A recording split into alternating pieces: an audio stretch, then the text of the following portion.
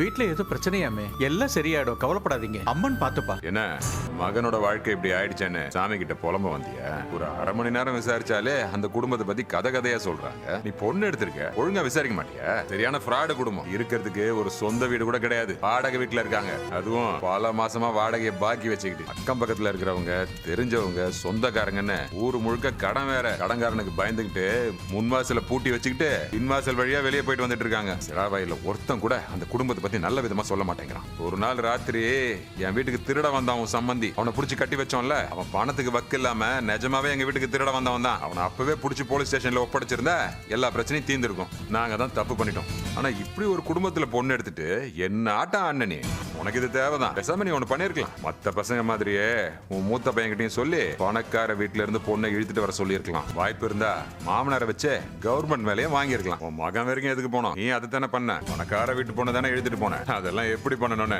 உன் மகனுக்கு சொல்லி கொடுக்கலையா? இல்ல நீ சொல்லி கொடுத்தும் அவனுக்கு செய்ய திறமை இல்லையா? வண்டியா நான் உன்னை தலைகுனிய வைக்கணும்னு நினைச்சேன். இப்ப யார் யாரோ தலைகுனிய வைக்கிறாங்க. பார்க்க நல்லா தான் இருக்கு. இதை விட பெரிய பெரிய அவமானத்தெல்லாம் அனுபவிக்க போறேன். அதையும் நான் பார்க்க தான் போறேன். வேத அறுவடை அனுபவி, வேத அறுவடை அனுபவி. பாண்டியன் ஸ்டோர்ஸ்க்கு லீவ் விட்டாலும் விட்டாங்க, காந்திமதி ஸ்டோருக்கு கூட்டம் அள்ளிருச்சு. என்னன்னு தெரியல, மச்சான் சும்மா எல்லாம் கடைக்கு லீவ் விட மாட்டாரு.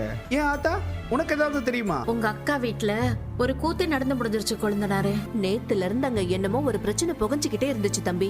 இன்னைக்கு காலையில தான் விஷயம் என்ன ஏதுன்னே எங்களுக்கு தெரிய வந்துச்சு. என்ன நீ சொல்றீங்க? மயிலா? அந்த பொண்ணு மயிலு மட்டும் இல்ல, குடும்பத்தோட சேர்ந்து உங்க அக்கா கோமதியை ஏமாத்திருக்காங்கப்பா. ஆமா, அவ எம்ஏ படிக்காம வேற என்ன படிச்சாலாம்? +2 தான் படிச்சிருக்கா போல இருக்கு. கன்யா, நான் அக்கா வீட்டு வரைக்கும் போயிட்டு வந்துறேன். மாப்ள சரவணா, மாமா சரவணா, குளிலிமா, என்னம்மா இது? யாருக்கும் நடக்க கூடாது, என் தம்பிக்கு நடந்துருச்சு. அதுல உங்களுக்கு என்ன பிரச்சனை? முதல்ல நீங்க எதுக்கு இங்க வந்தீங்க? அது என்னமோ தெரியலமா. நீயும் சரி அப்பாவும் சரி துரோகம் பண்றவங்களா பார்த்துதான் நம்ம வீட்டுக்குள்ள கூட்டிட்டு வரீங்க. உனக்கும் இந்த வீட்டுக்கும் என்ன சம்பந்தம்? நீ எங்களுக்கு யாரு? என்ன உன் அண்ணனுங்க அனுப்பி வச்சாங்களா? இங்க என்ன நடக்குது? எல்லாரும் இருக்கோமா செத்து போயிட்டோமான்னு உளவு பார்க்க சொல்லிருக்காங்களா? யாரும் எதுவும் சொல்லல, நானா தான் கிளம்பி இங்க வந்திருக்கேன். அவன் கதையை நாங்க பாத்துக்கிறோம், நீ வெளியே போ. எங்களை ஏமாத்துனது பத்தாதுன்னு வெளியில மயிலோட அம்மா அப்படி பேசுது. அந்த பொம்பளைய தூண்டி விடுறான் உன் அண்ணன் சக்திவே. போலீஸ்ல போய் கம்ப்ளைண்ட் கொடுக்க சொல்றான். இதான் சான்ஸ்னு குடும்பத்தையே உள்ள தூக்கி வைக்க பாக்குறான். அவனை நம்பி போனவன் தானே நீ. உன் மேல பாசம் வச்சதுக்கு, வருஷக்கணக்கா சோறு போட்டு வளர்த்ததுக்கு உனக்கு கொஞ்சமாவது மனசுல நன்றி இருந்தா போயிடு. போறேன்க்கா. இங்க ஏன் வந்து கேட்டான்ல, எல்லாரும் சேர்ந்து கழுத்து பிடிச்சி வெளியே தள்ளாங்களா? உனக்கு கொஞ்சமாவது அறிவு இருக்கா இல்லையா? அன்னைக்கு நீ கடை ஆரம்பிக்கும் போது அவங்க என்னென்ன சொன்னாங்க? வாயில வந்ததெல்லாம் பேசி உன்னை வீட்டை விட்டு அனுப்புனாங்களே. டேய் பழனி,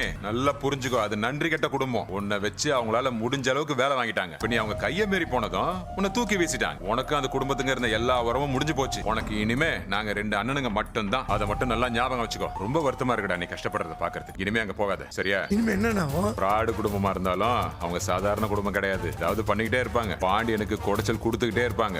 அப்ப இனிமே நமக்கு நல்ல நேரம் தான், டபுள் குடைச்சல்.